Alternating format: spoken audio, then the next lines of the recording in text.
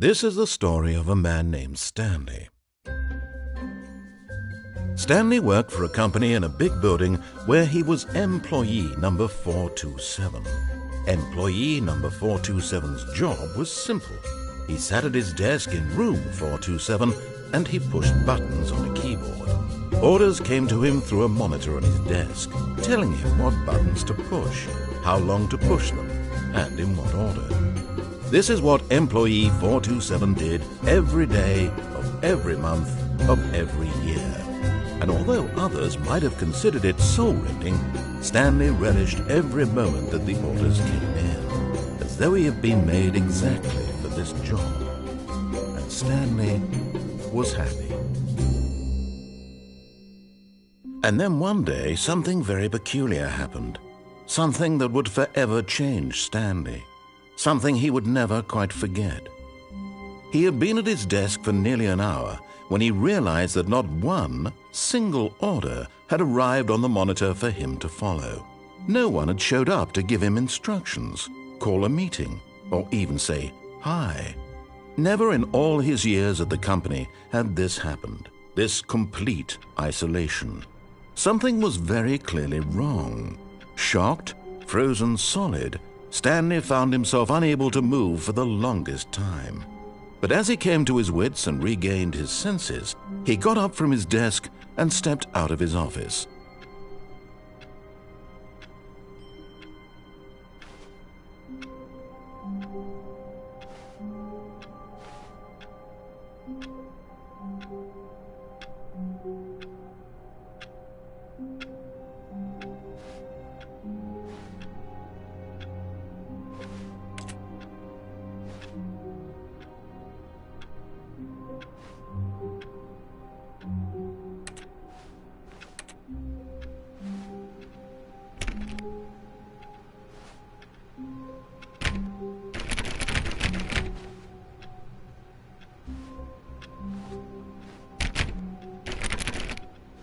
All of his co-workers were gone. What could it mean? Stanley decided to go to the meeting room. Perhaps he had simply missed a memo. No matter how hard Stanley looked, he couldn't find a trace of his co-workers.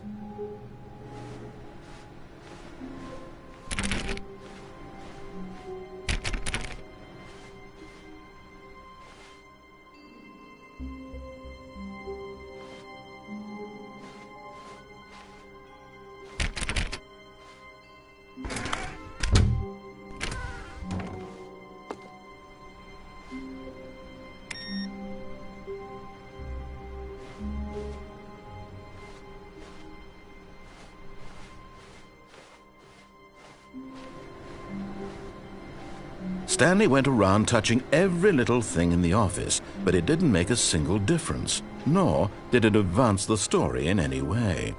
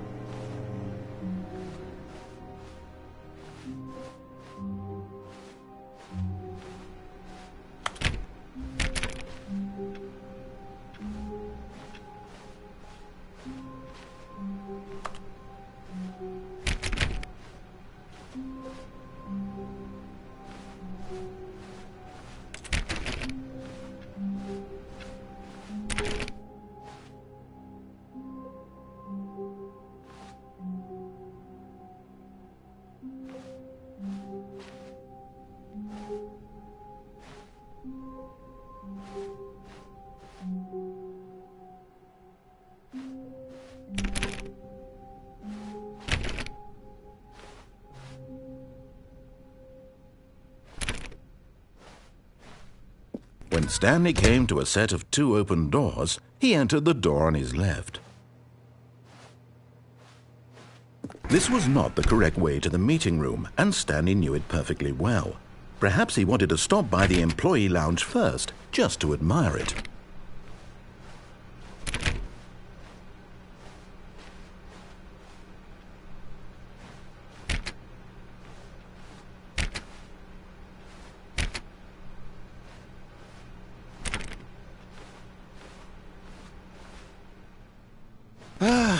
Yes, truly a room worth admiring.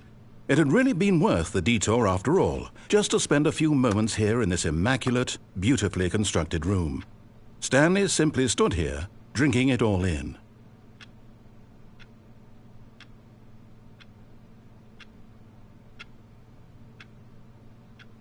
Yes, really, really worth it being here in the room.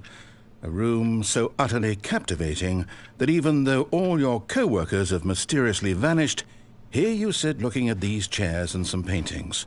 Really worth it.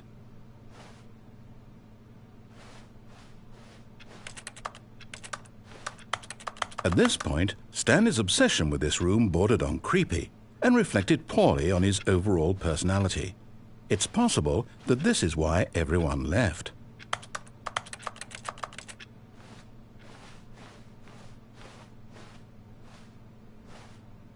Stanley sat around waiting for more dialogue, but when a long time had passed and there was no more, he decided that the game was trying to send him a message. But at last, he'd had enough of the amazing room and took the first open door on his left to get back to business.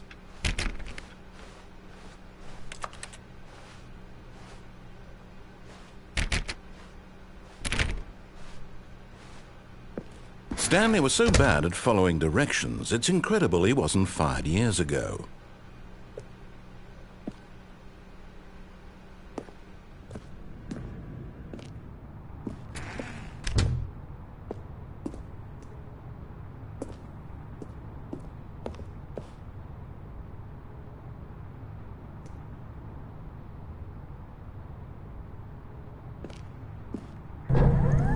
Look, Stanley, I think perhaps we've gotten off on the wrong foot here.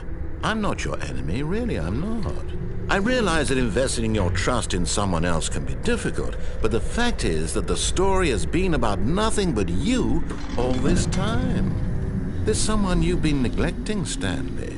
Someone you've forgotten about.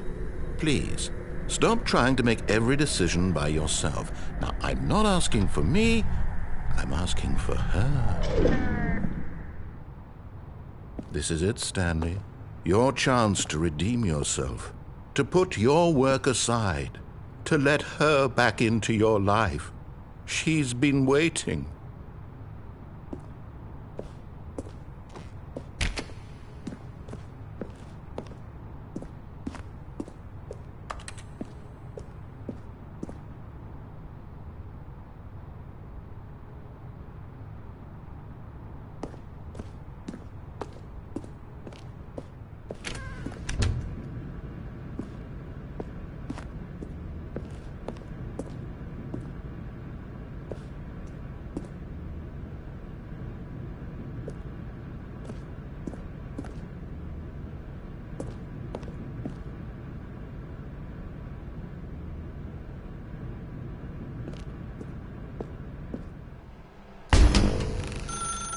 That's her, Stanley.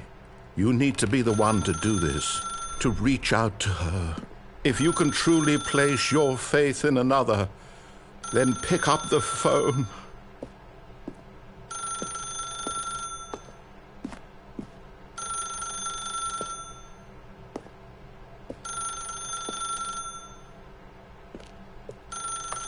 As Stanley picked up the phone, a white light engulfed him, filling him not just with radiance, but with hope. Hope for a life reunited one... Wait. Oh, goodness. Stanley, did you just unplug the phone? No, that wasn't supposed to be a choice. How did you do that? You actually chose incorrectly? I didn't even know that was possible. Let me double-check. No, it's definitely here, clear as day. Stanley picks up the phone. He's taken to his apartment where he finds his wife, and the two pledge themselves to one another. Music comes in, fade to white, roll credits. Not picking up the phone is actually somehow an incorrect course of action. How is that even possible? None of these decisions were supposed to mean anything. I don't understand. How on earth are you making meaningful choices? What did you... Wait a second. Did I just see... No, that's not possible. I can't believe it. How had I not noticed it sooner? You're not Stanley. You're a real person. I can't believe I was so mistaken. This is why you've been able to make correct and incorrect choices. And to think I've been letting you run around in this game for so long. If you'd made any more wrong choices, you might have negated it entirely. It's as though you completely ignored even the most basic safety protocol for real-world decision-making. Or did you not grasp the severity of the situation? Well, I won't have that kind of risk on my watch. I'm going to stop the game for a moment so we can educate you properly on safe decision-making in the real world. Please observe this helpful instructional video. Choice. It's the best part of being a real person, but if used incorrectly can also be the most dangerous. For example, in this scenario, a hypothetical real person named Rupert has a choice. He could invent a machine that eliminates food shortages across the world to make life better for all people. Or he could spend years of hard work forgetting how to read. Which choice would you make? Remember that unlike here, the real world makes sense, and at no time should you make a choice that does not conform to rational logic. If you find yourself speaking with a person who does not make sense, in all likelihood, that person is not real. Allow the person to finish their thought, then provide an excuse why you cannot continue talking. Turn to a partner and practice saying, "My goodness, is it 4:30? I'm supposed to be having a back, sack, and crack." Excellent. Making choices on a regular basis is the best part to a healthy decision-making process. Most medical professionals recommend making at least 8 choices per day. Do you make more than 8? Less? And finally, if you begin to wonder if your choices are actually meaningful and whether you'll ever make a significant contribution to the world, just remember that in the vast infiniteness of space, your thoughts and problems are materially insignificant, and the feeling should subside. At this time, your instructor will guide you in an exercise to test and reinforce the material covered in this video. Welcome back. You may have noticed that this room has begun to deteriorate as a result of narrative contradiction. But not to worry. Now that you're properly informed on good decision-making, we're going to revisit a choice you made just a few minutes ago and see what the correct thing to do would have been. This way, please.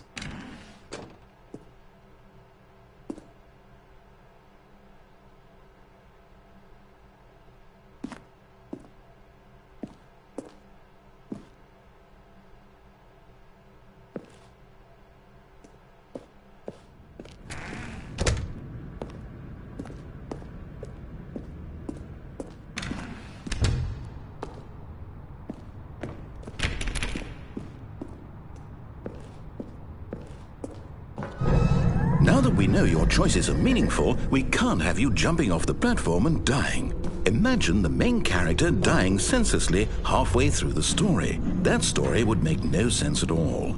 We just need to get you home as soon as possible before the narrative contradiction gets any worse. Unfortunately, it seems this place is not well equipped to deal with reality.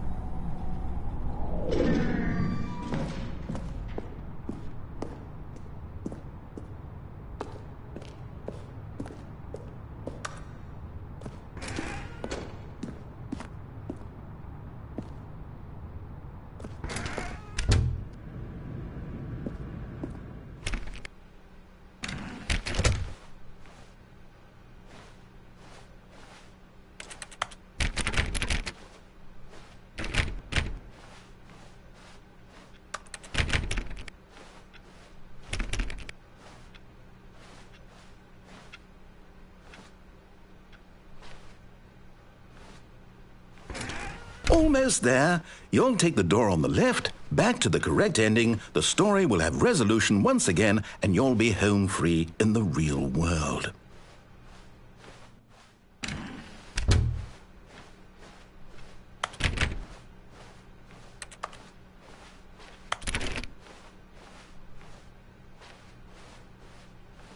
Now remember, all you need to do is behave exactly as Stanley would. That means choosing responsibly and always putting the story first. I'm quite sure you'll be up to the task. Just follow my lead and you'll be fine. All right.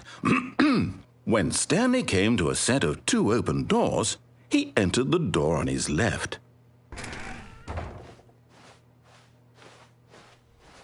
No! Why did you do that? Quickly, hurry back in the other direction. Perhaps we're not too late.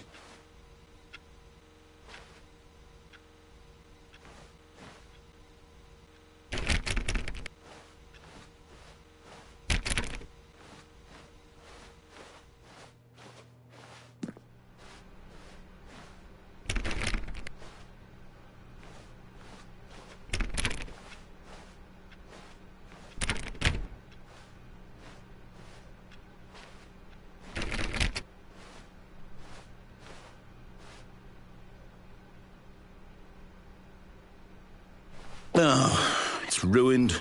I can't believe, after everything we talked about, that my story, you've destroyed my work. Why? For what? What did you get out of that? What did you think was so special about seeing the game undone, left here like so much garbage? It's worthless now. And what am I supposed to do? Even if there were a way to continue, would it be worth it? To know that my story is now incorrect? How can I go back to that? I can't erase that knowledge. I'll have to live with it forever, reliving its impossibility forever. I couldn't live that way. Is it better to shut the game down entirely? To willingly destroy all of my work? I don't know. What's the answer? What do I do? What do I do? What do I... No, I have to. I have to shut the game down. I have to. I have to.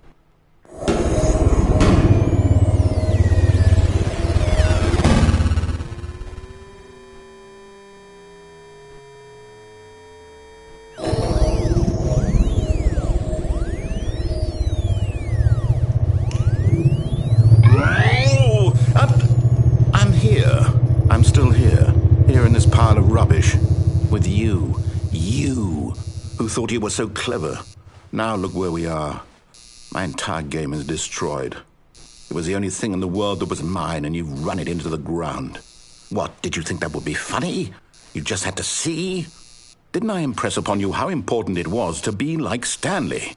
He actually knows how to do what I tell him to. He understands that if I say to do something, there's a damn good reason for it. That thought hadn't even occurred to you, had it? That there's a world outside of you? You're a child. Oh, my story. If you'd just gone through the door on the left, you would have seen it. There was a whole underground facility. You would have destroyed it and been victorious. It would have been so perfect. I worked so hard on it. I tried so hard to make... behave exactly as Stanley would. That means choosing responsibly and always putting the story first. I'm quite sure you'll be up to the task. Just follow my lead and you'll be fine. All right. When Stanley came to a set of 2 open doors, he entered the door on his left.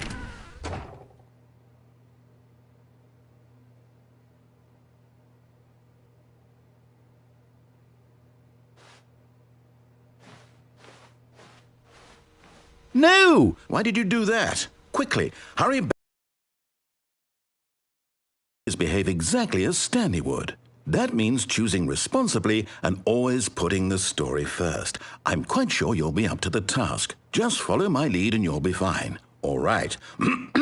When Stanley came to a set of 2 open doors, he entered the door on his left.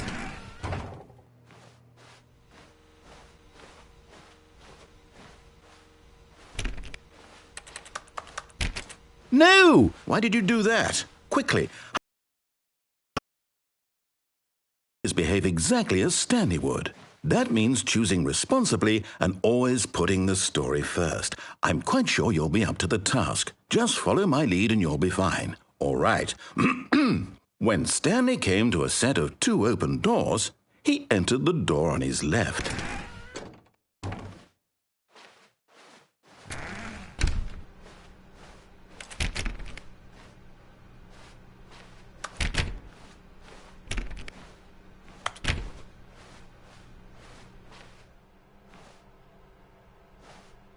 Yet there was not a single person here either. Feeling a wave of disbelief, Stanley decided to go up to his boss's office, hoping he might find an answer there.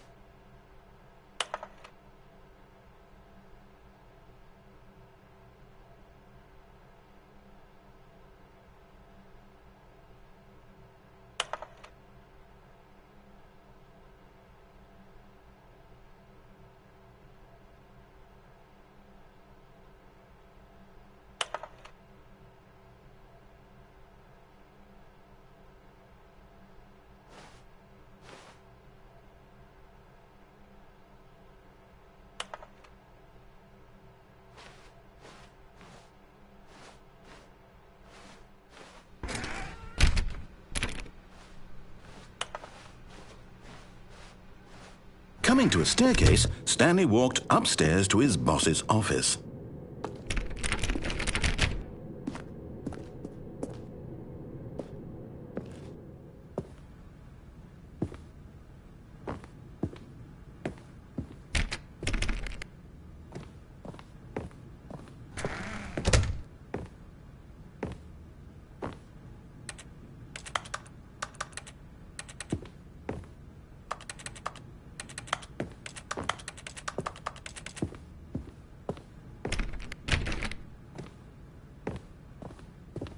Stepping inside his manager's office, Stanley was once again stunned to discover not an indication of any human life. Shocked, unraveled, Stanley wondered in disbelief who orchestrated this, until he saw the door with a voice receiver next to it. Surely behind this door lay all the answers to his questions.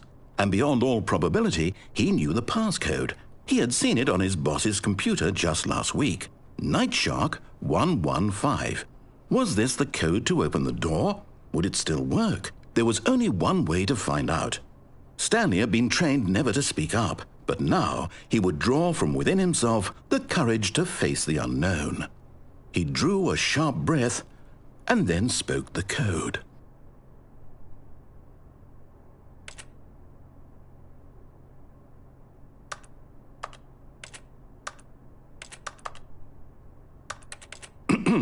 Stanley spoke the code.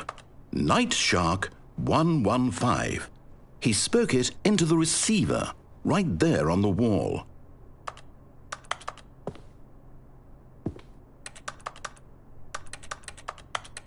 I'm sorry, is there a problem? You didn't mishear me, did you? Please speak the code into the receiver. Otherwise we can't get on with the story. This is a crucial step.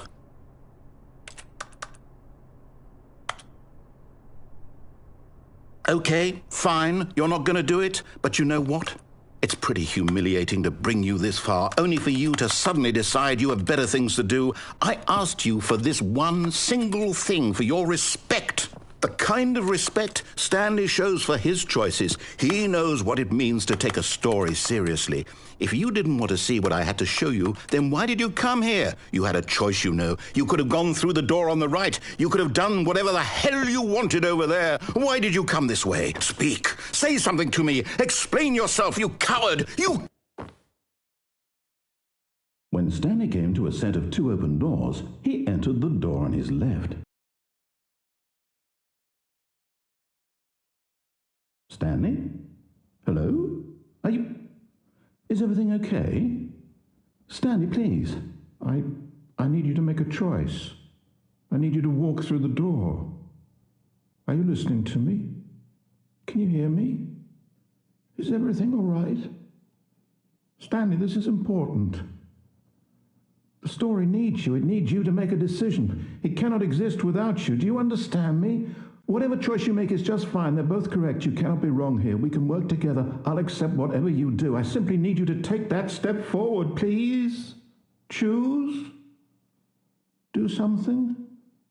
Anything. This is more important than you can ever know. I need this. The story needs it. So, you hear me? Are you there? Are you listening to this? Stanley, are you there? Okay. It's okay, I can wait. You need time to decide. Time to make sure your choice is correct. That is the best choice. That's all right. I'll wait for you to decide what's the right thing to do. Take as much time as you need.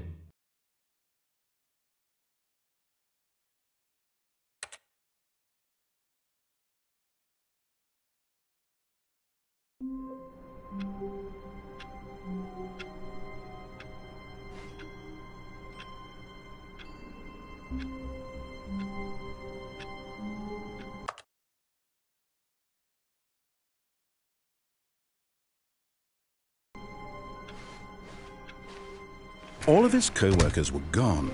What could it mean? Stanley decided to go to the meeting room. Perhaps he had simply missed a memo.